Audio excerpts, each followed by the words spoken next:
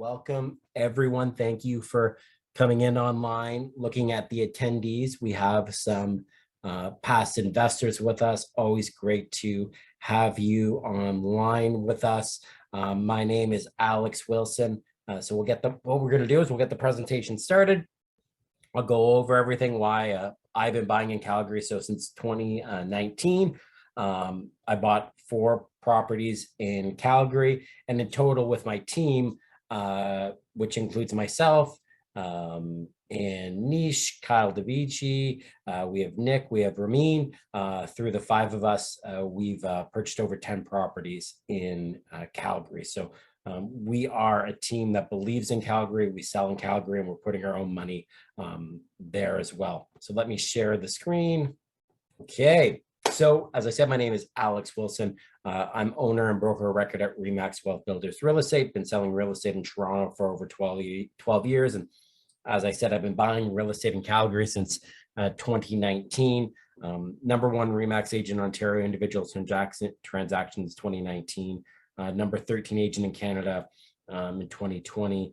Number 34 Remax agent worldwide in 2020. Inducted in the Remax Hall of Fame. Awarded the Remax Lifetime Achievement Award at 35, and I was recently awarded the Remax Circle of Legends Award. But none of that matters to you because that's not what we're talking about today. What we're talking about today is investments. And what I've done was I've turned a $39,300 deposit into a $14 million portfolio. And I actually need to update those numbers. The portfolio is now 20 million, but I haven't updated my numbers yet, but 14 condos, high park triplex and an apartment building in Hamilton is what my portfolio consists of. And there I have my portfolio here. So anyone that's been on these presentations before, I like to show what I have because that shows you that I've been investing in real estate. And I want to teach you what I've been doing to be successful in real estate. So one of the most important things, and it's so relevant today with changing interest rates and everything like that. These are all just a flash in the pan situations. We need to look at a long-term view over 30 years. Now, your time frame of ownership might not be 30 years, but why look over a 30-year period? Because that's how long I'm going to amortize my mortgage. So all these properties I bought are going to have mortgages on them. The amortization period on those mortgages is 30 years. So that means in 30 years, these mortgages will be paid off. And guess what? There's been tenants in these properties the whole time. So over those 30 years, the tenants are going to pay off the mortgage on these properties. And I'm going to own them free and clear in 30 years. And over that period, they're going to go up in value. So what I did is I just applied a conservative 3% compounded annual growth rate to the value of my portfolio. And again, it's going to be, the numbers have changed. It's a 20 million, but it's representative. It just shows you what you need to see. So the current market value is just under 15 million. And if I look at the value in 30 years, that will go to $36 million. And remember, $36 million that have been paid off by other people, the tenants that are living in the property and paying me rent. Now, inflation, obviously a buzzword today, but there's inflation. So what's that actually worth in today's dollars? So what I did was I'm like, well, if I look at what the average inflation rate is over a 30-year period. So again, what's happening today is only a flash in the pan. That will, if you spread that out over a 30-year period, everything will level out. So when I look over 30 years from 1990 to 2020, the average rate of inflation was 1.81% over that period. So again, if we take what's happening today and we look at it over a 30-year period, what's happening today doesn't really matter. So the value of the value of that $36 million portfolio in today's dollars is nearly $21 million. So current market value today is nearly 15 million. In 30 years, it'll be worth 21 million, but all those properties had mortgages on them. So typically I'm going to have 20% loan to value, sorry, 80% loan to value. So only have 20% of my own cash in on those properties. Over that 30-year period, the balance of those mortgages are paid off. So I own them free and clear. And that's the true value of real estate. What I tell people about real estate is that you're dealing with two finite assets. And what I mean by finite is that you're dealing with time. We only have so much time on this earth. And number two, we're dealing with real estate. Yes, I can build more real estate, but I can't build more land. Right. So the idea of there's only a finite amount of real estate, there's only a finite amount of time. And when we apply these two concepts, you can really grow substantial wealth over the long run. And that's what I'm showing here. Now, what I do is, okay, well, in 30 years, I'm 40. So in 70, when I'm 70 years old, what can I live off of? So if I have this portfolio and I apply a 5% rate of return on that, which is very low. People look at much higher rates of return, but I would just apply a conservative 5% annual rate of return. That means I could pay myself over $1 million a year living off of that portfolio in 30 years, which is paid off. Now I want to reinvest 2% of that. So I could pay myself a salary of $624,000. And then I'd have a generational wealth engine that I can pass then to future generations, because inflation is taken care of out of the returns, and it just continue to grow in value, future generation, future generation, future generation. So you can really take a very long-term approach when you're looking at real estate. And if that seems like a lot, that $21 million, what I've done is broken down a little more bite-sized bites. So if I had $1 million real estate portfolio, which again seems like a lot of money, but it could be 3 Calgary condos, for example, at $350,000 each. If I have 3 of those, the value of those will be inflation adjusted 1.4 million in 30 years. That's been completely paid off by someone else, the tenants living in there. And if I apply a 5% rate of return, that means I could generate a salary and income for myself of $70,000 per year. Again, I recommend inflation to protect against inflation, reinvest 2% of that. If I had a $2 million portfolio, I could pay myself $140,000 per year, or $3,210,000 per year. This is inflation adjusted numbers in today's purchasing power. Mind-blowing stuff. So what you're doing, I have it right here, you're building your own pension fund. You're building your own pension fund by accumulating real estate now.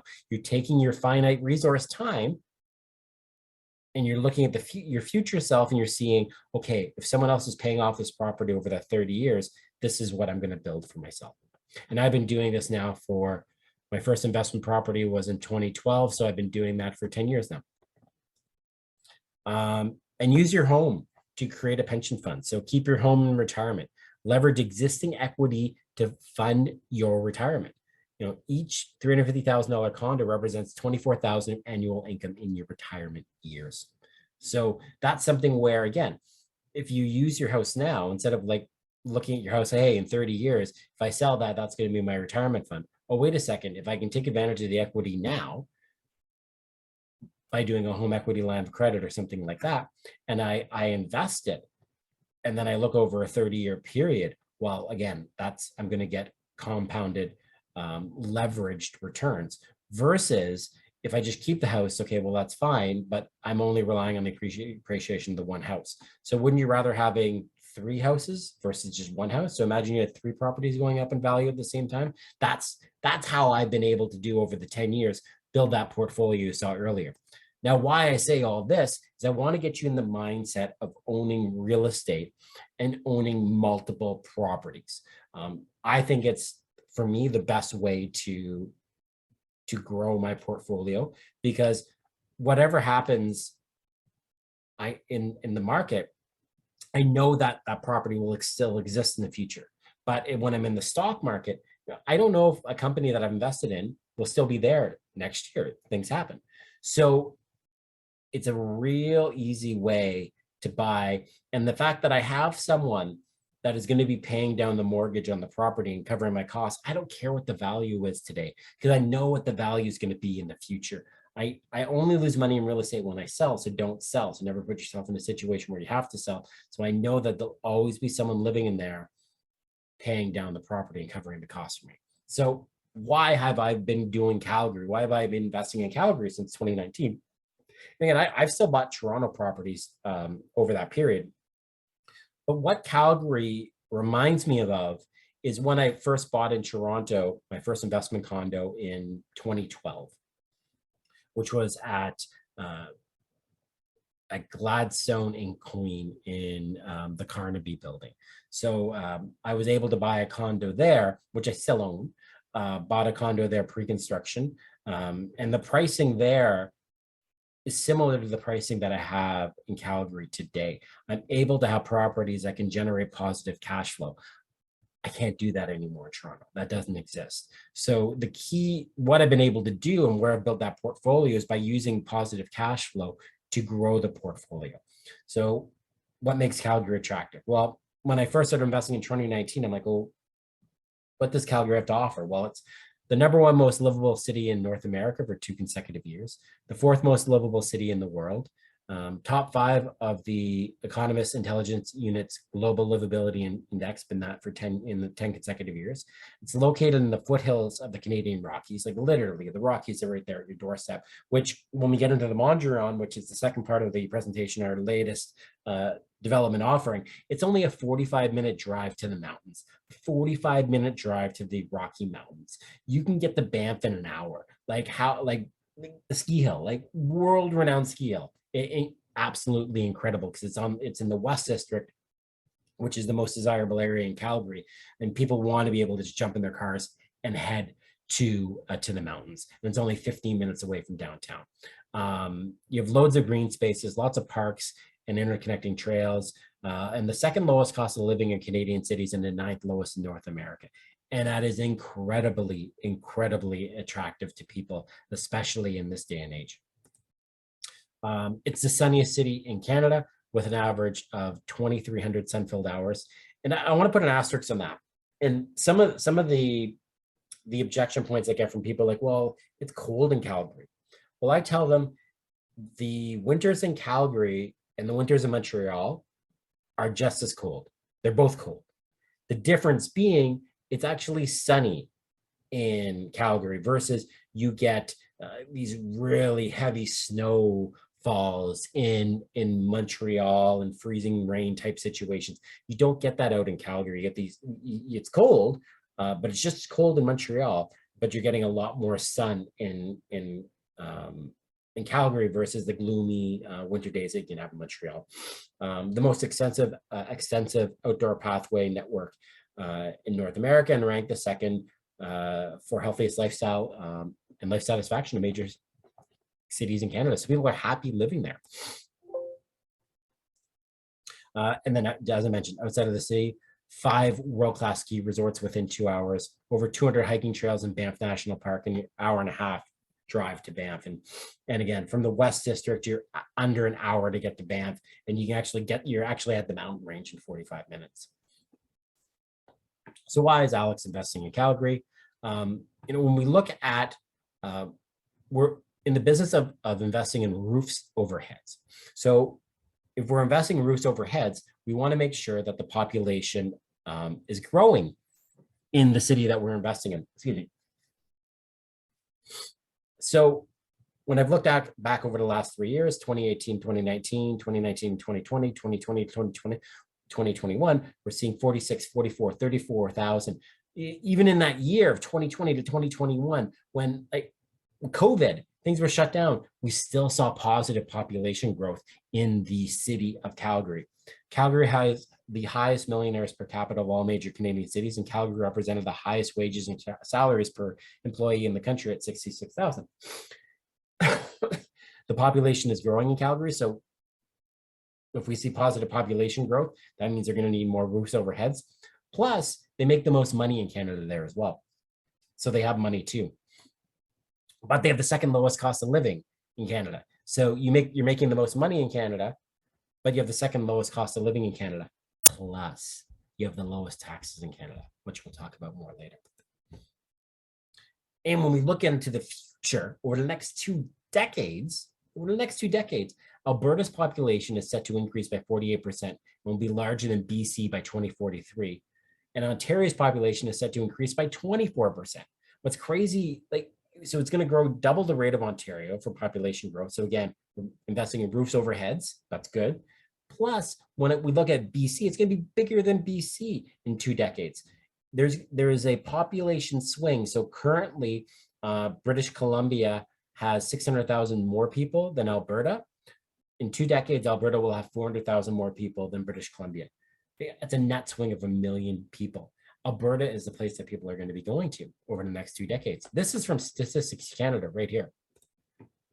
And then when we look at the money side of it, well, we have the big three, Toronto, Montreal, Vancouver, from GDP for the economic activity. But then Calgary is the 4th largest city in Canada. It's the 4th largest state population, but also 4th largest city for economic impact. So the money is there and the population is there, but we haven't seen the price growth in the real estate until now. And there's a reason for that. So buy low and sell high. So what happened in Alberta, and this gets me so excited because again, I've been doing these presentations in 2019. So when I like just, I'm looking at this, it's 3 years, been doing this for 3 years now, and seeing the change and seeing things like that. If you go look at my videos, like I've talked about this 3 years ago, and I'm seeing these things happen now, so it gets exciting. But what happened in Calgary is that in 2014, oil prices started going down. So in 2014, oil prices started going down, and you have mass layoffs that started happening 2015, 2016, 2017. So you had these big layoffs because the price of oil went down. But guess what? The layoffs already happened. So the layoffs have already happened. So you can't lay off people that have ever been laid off anymore. So all the excess was cut away from all the oil and gas companies. And when you have mass layoffs, you're going to see housing prices go down. So instead of everywhere else where we saw housing prices going up, Calgary was going the other way and going down.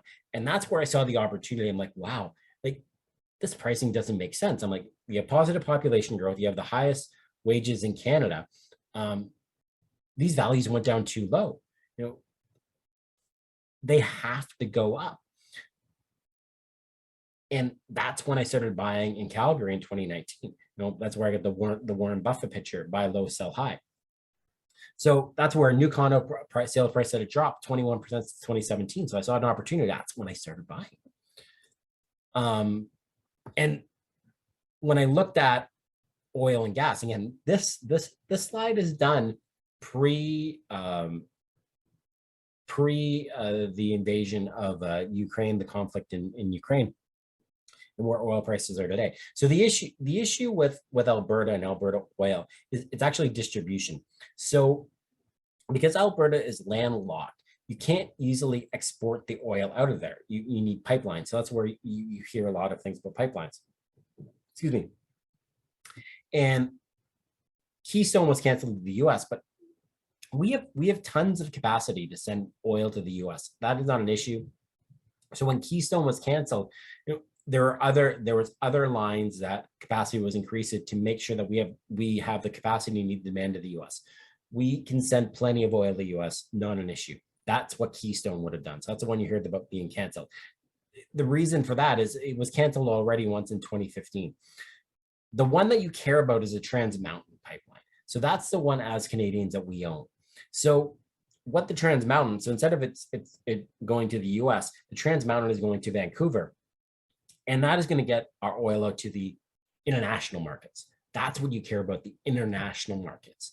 And that will allow our oil to come closer to the worldwide price. So in 2020, when we had the big crash because of COVID, Alberta oil was selling at 50% less than Texas oil. Because again, the majority of oil gets sold to the US. But with Trans Mountain, it'll allow us to diversify our customer base and sell it more in the world.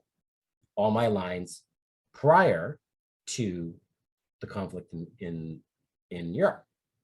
Now this is what's going to happen. So yes, you have the US, which is the largest customer for oil, but now you have all these European countries that aren't buying oil or trying to wean themselves off of oil off of Russia. When you look at the largest oil reserves in the world, and you look at the top 10 oil reserves in the world, there's only one country, only one first world country that has a stable political environment on that list, and it's Canada. All the other oil countries are Venezuela, then you're in the Middle East, Northern Africa, Russia. Then you have Canada. So by diversifying our client base, which will be our energy, not just oil, our energy and commodities are going to be in demand into the future, because you want to make sure that you don't have a political environment that can take advantage of the situation. Countries want stable, secure sources of energy. They want stable, secure sources of food. They want stable, secure sources of goods. And that's what Canada has to offer. And we're one of the most resource-rich countries in the world. So there will be an economic benefit to us, and which we're already experiencing economic benefit from this on the other end, because of the oil revenues and royalties that are coming in, which we'll again talk about more in the future. Not in the future, but in this presentation. But anyways, so housing prices went down in Calgary, and there were mass layoffs. But again, the fat was trimmed again. You can't lay off people that have already been laid off. So Calgary bottomed out, and that's where I've been buying, and some people on this call have been buying, and now we're seeing prices come back up in Calgary. But Calgary is still substantially lower than Montreal, Toronto, Vancouver. So even now, where we're seeing downturns in the Toronto market and across Canada, you're still seeing month over month growth in the values of real estate in Calgary, because their housing prices went way down. They're just coming back up now, and they're offering incredible affordable opportunities. And that's where we see these positive population numbers. Alberta led Canada in 2021 in interprovincial migration. So Canada's left, most Canadians moved away from other provinces, moved to Alberta. Why? Affordability. Why? Highest wages in Canada. Why? Lowest taxes in Canada. And we're going to continue to see that move over the next 2 decades. So distribution diversification. So really talked about the diversification side and talked about the oil and gas. But over this time, we're also seeing Calgary become a huge tech hub. So again, when I started buying in 2019, oil prices were not where they are today, over $100 per barrel. They were in the 60 range. And what that allowed to happen, so what happened in 2014 to 2017 is, at that time, you also had a $100 barrel of oil. And you had rapid building in the commercial space in Calgary. So you had all these office towers be built up. Then obviously we had the mass layoffs again. So we had the mass layoffs. And that's when the office vacancy rate in Calgary is like 30%. So there was a huge gap in the commercial real estate market, and the price difference for office space in Calgary versus Vancouver and Toronto is substantial, which we're going to get into some future slides. So the Calgary economic development is bullish on the city's prospects in the annual community report. Calgary has outpaced, from a tech worker standpoint, everybody else in North America. So you're seeing huge growth in the tech space. I'm going to give you specific examples of companies over the last 2 years that are opening offices in Calgary, not Toronto, not Vancouver, Calgary. So Calgary ranked in the global top 10 most attractive cities for workers. Calgary has the highest proportion of STEM graduates of major Canadian cities. What's that? These are the degrees that tech companies look for, degrees in science, technology, engineering, mathematics, and the low-cost office space, 27% vacancy. And that's where you have startups that start coming along, because now we have the affordable office space, and we have this young population, this young workforce that can work in the startup environment that is cost sensitive. Calgary is home to 435 technology companies, 3/4 of them are startups. Excuse me. There are more than 2,000 open tech jobs in the city, and a record 44,500 Calgarians are working in tech right now. So when I reference the affordability of the office space in Calgary, an average office space in Calgary's downtown leases for an average of $17.50 per square foot, compared to 21 to over $21 in Edmonton. That's 23% more. Excuse me. Over $35 in Toronto. That's over double of what it costs in Calgary. And Vancouver is $44, nearly triple what it costs in Calgary. So you have this huge affordability in an international city in Canada. And what does that do? Well, when you have startups, you have an incubator, and then you have companies that start hitting unicorn status. So you can see this article was published in 2020. Another Calgary unicorn, as tech firm Benivity, sells majority stake for $1.1 billion. So now what we're seeing is we're starting to see these startups become unicorns, move farther down the cycle. And then you need more workers, and more workers move to Calgary, and more workers like Calgary because the low taxes, the low cost of living, second lowest cost of living in Canada. And what happens too, when you have these startups start hitting unicorn status, then you start getting, it becomes a domino effect. You start seeing more companies hit unicorn status because the founders, they have money. They're going to reinvest that money now back into the community, because let's say their friend has a great idea, but they're lacking capital, so they make an investment in their startup community. Other private equity firms excuse me, and other investment funds, they're like, oh, well, I'm seeing a lot of good things happening in Calgary. Let's get a team down there. Let's start looking around where's the next unicorn opportunity that we're going to invest in. You have this domino effect happening, and that's what we're seeing happen in Calgary. And we just recently had another one in unicorn status, Neo Financial, which we're going to talk more about here. Excuse me. And this is where this slide just talks about more about how, excuse me, I just got to get a drink of water. Just one second. Sorry for my passion for the city of Calgary and the real estate in Calgary is getting the best of my throat and my vocal cords. You start seeing Calgary punch above its weight in attracting this investment capital. So this is, as I just referenced, this is Calgary's latest unicorn. Neo Financial becomes Calgary's latest $1 billion tech unicorn. This was in beginning of May of this year. Neo Financial's employees headcount has swelled to 650 people, and the company is actively recruiting more than 100 positions in Calgary. So these are things you don't read about, or I think maybe they're starting to hit the headlines now. But I had to dig for these over the last 2 years to do the research and find out, like, why, what are the opportunities? Where do I see Calgary going in the future? Simon is another one there. In Calgary, had fewer than 20 employees in the spring of 2019. Today has more than 200, looking to hire an additional 200 to 300 people in 2021. Halcyon, they went from 3 staff 5 years ago, 68 employees now. They have plans to have 150 employees by the end of 2021. LodgeLink will require 300 new tech-based jobs over the next 5 years in Calgary. Now, this is where we start to get into the internationals now. So CloudExa was one of the first internationals to choose Calgary over Toronto or Vancouver or Montreal.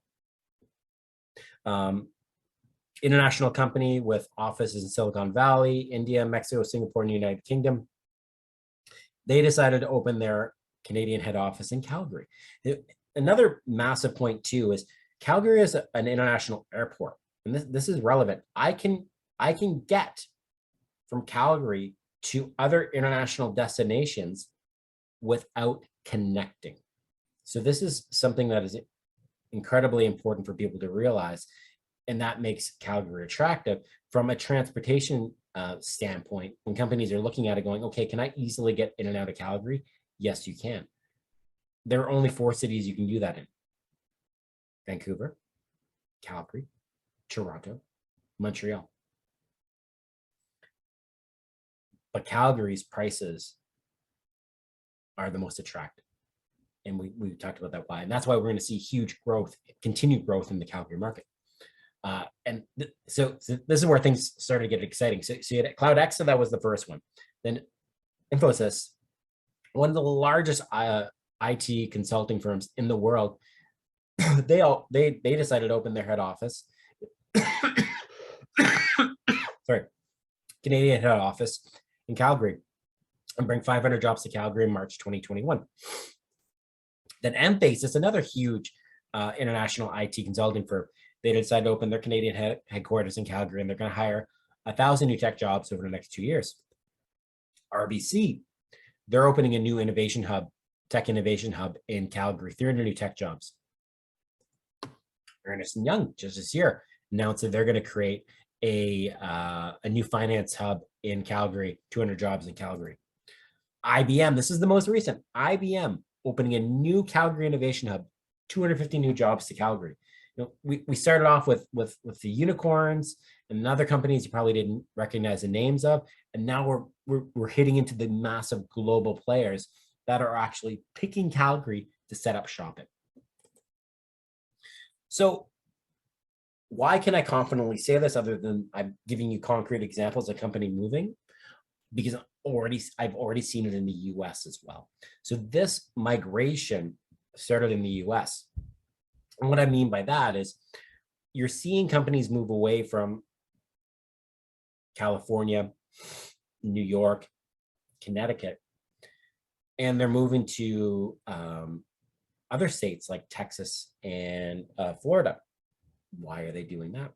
Well, first of all, they're fleeing high taxes. The tax rates in Texas Texas and Florida are much more attractive for these companies than operating in California or New York, Connecticut. Well, what does Alberta have?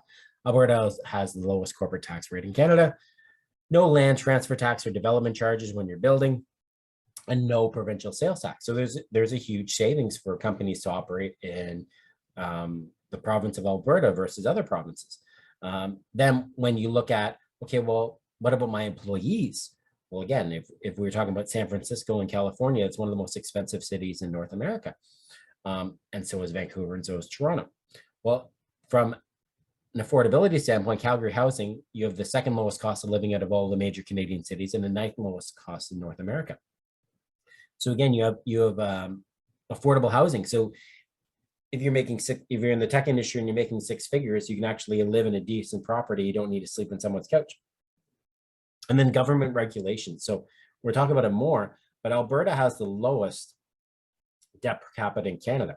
And with these new oil revenues that are coming in, they're hitting their budgets, they're in deficit, they're already in surplus. So they're paying down their already lowest debt in Canada. They're paying that down again now versus the deficits that we see in all the majority of provinces in Canada. And we'll show you, it might scare you, to show you how much per capita we owe in Ontario. Here's a slide now. So if we look at Alberta is less than 2,500 per capita of net financial debt. The average in Canada is 10,000. Ontario, where I shouldn't say people are on here from across Canada. I live in Ontario. Ontario, where I live, it's nearly 19,000 per person. Excuse me. These are 2017 numbers. So these numbers have gone up. But Alberta right now is running a surplus. So that means they're paying down their debt again. And what this allows them to do is allows them to, when COVID hit, they reduced their corporate taxes. They were able to do that. They were in a low debt situation. So they can invest in other industries and make it an attractive place for companies to invest in. And remember, they don't have provincial sales tax as well. So that, if we look at that in Ontario terms, that's a 7% savings right there. And here we go. The surplus for the incoming budget year for 2022 is $511 million. That's a stunning reversal from the $7 billion of red ink that the province was looking at the first year of the COVID pandemic, or the planned $3.2 billion deficit projected for this year. They're looking at a surplus of $932 million in 23-24, and $701 million the next year. Budget is based on $70 a barrel, which we're still above right now. So these are very conservative numbers, and they're running in the black in Alberta. So they're not taking on extra debt. So they have so much room to grow there. It's the pro-investment mentality there. They're very business friendly, no rent control. So great for us who are landlords that are investing there. We don't have to worry about rent control. No foreign buyer tax, no land transfer tax, no provincial sales tax, no development charges, and a $10 billion stimulus package, including reducing corporate taxes that went on the beginning of COVID. So it's a very attractive place for companies to invest in. And we look at the current Calgary market. April 2022 prices increased 17% year over year. April 2022 prices increased 2% month over month, and the April 22 6% increase in sales year over year. The market is being driven in part by home buyers from pricier markets, such as Ontario and British Columbia, seeking more affordable options, either to live there or for investment properties, which is why we're talking today. And this is what we've been doing. So with Truman, we sold out Savannah Condos in 2021, Frontier Condos 2021, Cavello 2022, Skyview North 2022, Harlow 2022, and most recently Lockwood 2022. And our most recent one that we have launched is the Mondrian development. And Nish, are you there? I'm just going to allow you to talk for a second. Nish, are you available? Running here. I am. Okay, great. I'm just gonna put you on as a panelist for a second as I get another glass of water. Do you want to talk a little bit just about the Mondrian and the West District? And I'll join you back here in a second. Nish on the team. He's going to talk a little bit about the Mondrian. And so I'm not coughing at you guys while we're on here. Is that okay, man? Absolutely. Happy to help. Okay, give me a second here. No, I lost you. Oh, there you are. Okay, I have promoted you to a panelist. There you go, my man. Okay, perfect. I'll just there we go. Guys, I'll be back in a second. I just need to soothe the vocal cords.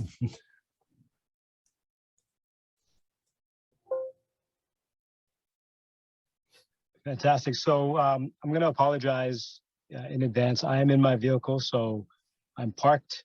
Probably don't want to be seeing the sun shining off my forehead.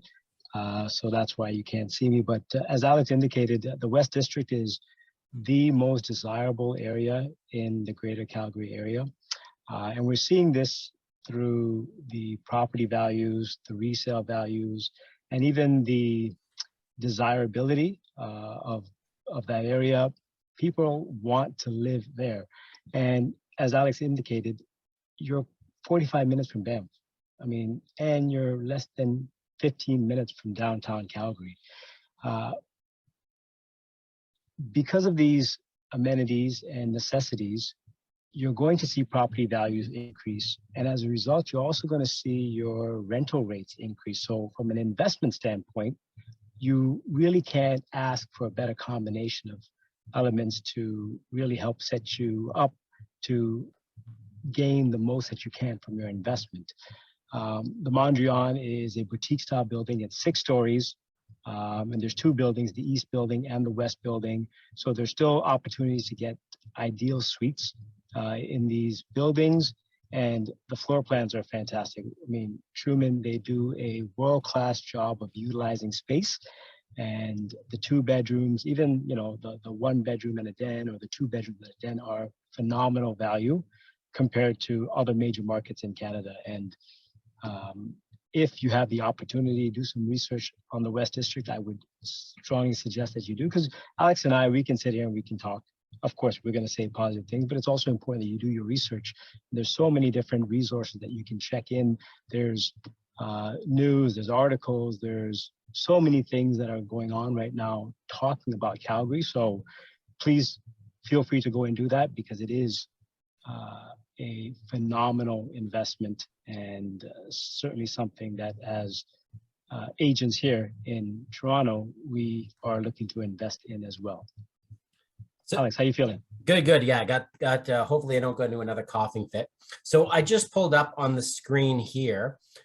This is the master plan for the West District, and Truman is the master builder for the area. So they have full control over this whole development site, which is going to be built out over the next 16 years. So and we've always said this, and you go back and look at my videos, I've talked about this before. You always want to be in a master plan community because you know the future launches are going to be launched at a higher price point. So every future launch from today is going to be launched at a higher price point. And then you're in all of those developments, will create this amazing community here in the West District in the Mondrian. So again, only just 45 minutes away from the mountains, just a quick trip, 15 minutes downtown. The West is being the most desirable part of Calgary. So I consider the West kind of the uptown of Calgary. Because that's where people want to be. They want to be closer to the mountains. So you can just get an idea here of the whole picture of what this community is going to be like when it's complete. So the Mondrian, which is going up right here, you have your east and west towers. So pricing on these units, 1 bedroom starting at $350,000, going up to 3 bedrooms, which our top pricing point is 500, just over $500,000. So you're looking at $350,000 to $500,000, and you're looking at a closing in 2026. Now the great thing is that you're only 10% down on these properties. So you only have to put 10% down. So from a capital investment point, you can get in here for as little as $35,000 to $50,000. You can get in on the investment in Calgary. And these also come with 2-year rental guarantees as well. So the closing is in 2026, and then you will be you're closing in 2026 and you get 2 years rental guarantees on top of that. So you're not worried about the property until 2028. So from now, which is 2022, all the way to 2028, you're covering off of 6 years. And of 2 of those years, you have the property, it's gone up in value, and you have a tenant in place on this property that's paying down your costs on the property, and you're building your real estate portfolio on the property. So that's the beauty of the development, is you get in at a low cost point, that 10% down, $35,000. If you ask me, Alex, is there a project in Toronto or GTA or anywhere you can get me in for as little as $35,000? No, it's not possible. Minimum investment these days is like $100,000 here. So you can get in at $35,000. Oh, and there's no closing costs. Like, it is absolutely incredible out there. There is no closing costs in Calgary. So when I close on this property, there's no land transfer tax, there's no development charges, there's none of that. So I did that this year. So I bought a property, and it's always buy and hold, but I bought another house in Toronto, so I decided to sell a property in Calgary. So I bought a property in Calgary in March 2021. I got it in March 2022 as a pre-construction. It was a house. It had gone up $200,000 in value. So I got it, I closed on it, I sold it a month later. And why I was able to do that is I didn't have these other costs that held back my profit. I didn't have to worry about the land transfer tax. I didn't have to worry about my HST rebate. I didn't have to worry about extra development charges. So I was able to sell it and realize a profit in a very short period of time. Now, again, not my recommended course of action, but I just saw an opportunity at that point to cash in. And it was an incredible opportunity for me. So that's where, with the Mondrian, our latest condo release, when you look at that capital investing, putting a small amount of money down and being able to participate in the real estate market over the next 4 years until you get it, and then you get a 2-year rental guarantee. It's a fantastic opportunity. That's how I've been doing my investing all throughout. All those properties you saw in there, other than the apartment buildings and the triplex in High Park, I bought those all pre-construction. So what I'm going to do is I'm going to open up the floor. So if anyone has any questions, you can just go to the Q&A box down below, and I can answer any questions that you may have. Also, yes, I see someone asking a question here just about freehold properties. If you do have some interest in freehold properties, they are more expensive. You can send me an email, and I can get you more details on those. Are there transfer? No, there is no transfer fees. No, there's no land transfer tax. There are no closing costs. I've lived it. I've breathed it myself in there. Parking, there is an extra cost for parking. There is an extra cost for locker. If you look down, if you look at if you got the email about the development, all the information would be in there. Parking is $30,000 and locker is $5,000. Do you work with banks set up financing? Yes, we would have our mortgage broker, Emmett. He'd be able to help you out with the financing. And here's the great thing again, you're not worried about the mortgage today, okay? You don't need to get the mortgage until 2026. So this is where, when you're investing in pre-construction, you put a small amount of money down and you move it from what I call your bank to the real estate bank. And you get to participate in the asset going up in value, but you don't need to deal with the mortgage now. You don't need to deal with tenants now. So you're investing, you're locking in a price point that you're going to buy the property in the future. So yes, our mortgage team can definitely help you out with any financing. Just copying here. Someone sent me their details, so I just wanted to make sure. Great question here, someone in the chat. Okay, great question. So when I talk about 10% down, so someone said, like, don't you need 20% down? When I talk about 10% down, you're putting 10% down now on the property with the builder, okay? When you go get a mortgage, you still have to qualify for a mortgage with the bank. And because it's an investment property, that means they'll only give you an 80% loan to value. So that means that you'll still have to come up with 20% down, but you don't need to come up with that additional 10% until you close on the property in 2026. So you'd be putting 10% down now with the builder, but that when you go get the mortgage, which will be in 2026, that's when you'll have to come up with the additional 10% on that. So great question that someone asked there.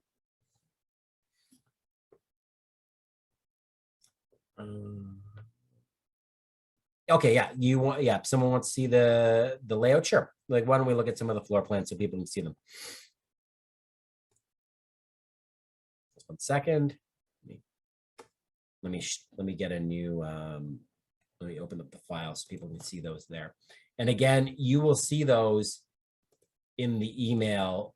All the floor plans and all the links are all there, but I can show you what the floor plans are here. Okay, so just saw some other questions.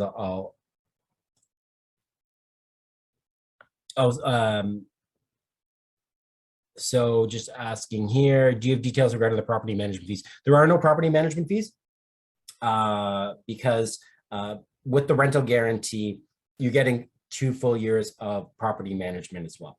If you're talking about the maintenance fee on the condo, the maintenance fee on the condo is 43 cents per square foot. But the actual tenant management, the property management, you don't need to worry about that for 2 years because that is included in your rental guarantee. So there's no extra cost. So how the rental guarantee works is that the builder is going to lease back the unit from you for 2 years. Why are they going to do that? Because I told them to. Why did I tell them to do this program? Because the majority of you are not in Alberta and you're not in Calgary. The majority of you on this call are either going to be in Ontario, British Columbia, or Quebec. We're all not close to Alberta. So specifically, my situation being in Toronto, I'm a 4.5 hour flight to Calgary. So I said to the builder, I'm like, hey, I can tell people that Calgary is a good investment. But their biggest objection point is going to be, well, how am I going to rent out the property and who's going to take out the property for me? So if you are able to take that risk away from them, they will invest in Calgary. So that's what we did with the rental guarantee program. So the builder is going to lease back the unit from you from day one. And they've assumed the risk. They've assumed the vacancy risk. They've assumed any leasing costs, and they're going to manage the tenant as well. And in the email, if you look at the rental guarantee program, each floor plan has a set rent that's out there in there. So it's a fixed rent As soon as you get your contract, if you want to move forward with one of these units, that rent is in the contract that you signed today. So you have that rent secured in the future. Now, let's say we get to 2025 or 2026, 90 days before closing. Alex, I don't want to do the rental guarantee program. I think market rents are much higher than the rental guarantee program. I'd like to opt out. You can opt out. That's not an issue either. But what it is and why I like it and why all the properties I bought have had it is because it provides me a safety net that someone else is managing the property, and I have a guaranteed cash flow coming in on that property. So what I'm going to do here is I am going to share my screen to show people the floor plans here. So Salim, I believe, was asking about their positioning in the building. I can get into more details on. The answer is yes. I have a site plan, so I could, if there's a specific unit you're interested in, I can tell you exactly where that unit is in the building. So if you had a preference on exposure and where that unit is located, yes, we can identify that for you. So here's the A model. This is the 3-bedroom unit.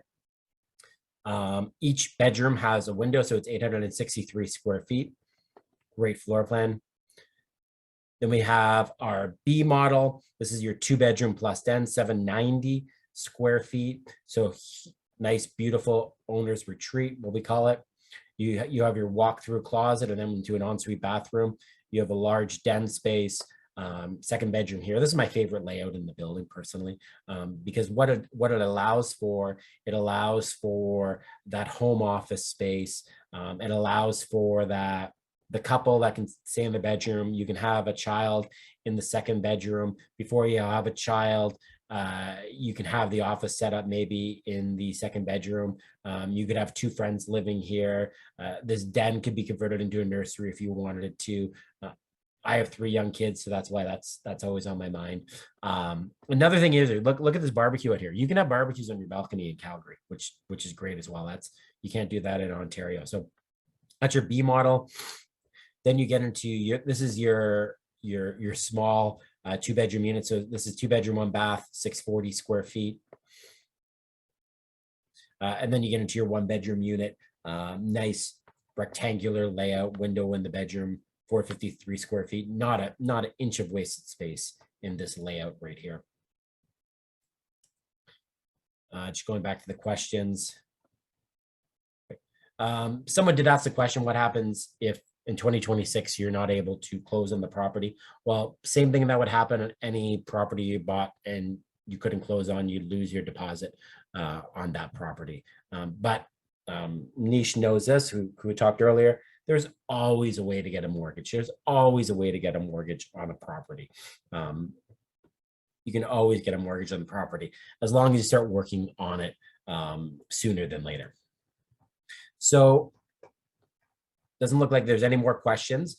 This video has been recorded, so you'll all get a copy of the recording.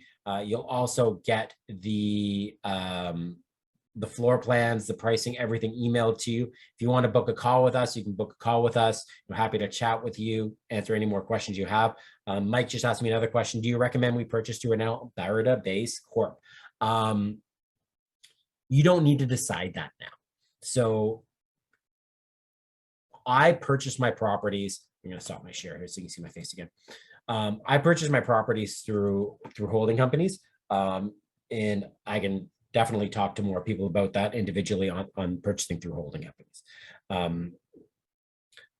I did open an Alberta holding company, and I'm buying my properties through an Alberta holding company. Did I need to do that? No. I just did it because I liked keeping all my Alberta assets in a separate company away from my Ontario assets. But I have many clients that are buying properties under their Ontario holding companies, or I shouldn't, and British Columbia. We have British Columbia holding companies, and we've had some Quebec holding companies too. I don't have the exact answer on that, but here's the thing: you don't need to make that decision now. The only reason I have the Calgary holding company is because I had that property I closed. So before I closed the property, I moved that company into my Alberta holding company. So I don't know what 4 years, what financial structures I'm going to have set up. So again, you guys all saw how many properties I have. I'm in a more complex investor part of my life. A lot of you might be starting your journey, might have 1 or 2 properties. If you're a T4 individual, meaning you're a salaried individual, you don't need to worry about holding companies. But you can always switch the property over to your holding company at any point. Easy to do. So you don't need to make that decision now. I did it. I don't even know if I needed to do it. I just did it because I'm like, it made sense for me to open an Alberta holding company, and I'm at 4 properties, though I did sold 1, but I'll have more answers than that in 4 years. So didn't really answer your question, but the thing is, you don't need to decide that now. And every person's situation is different. And that's where you can have lawyers and tax accountants and set that up in the future, because you don't need to make that decision right now at this point. Just going back to Q&A.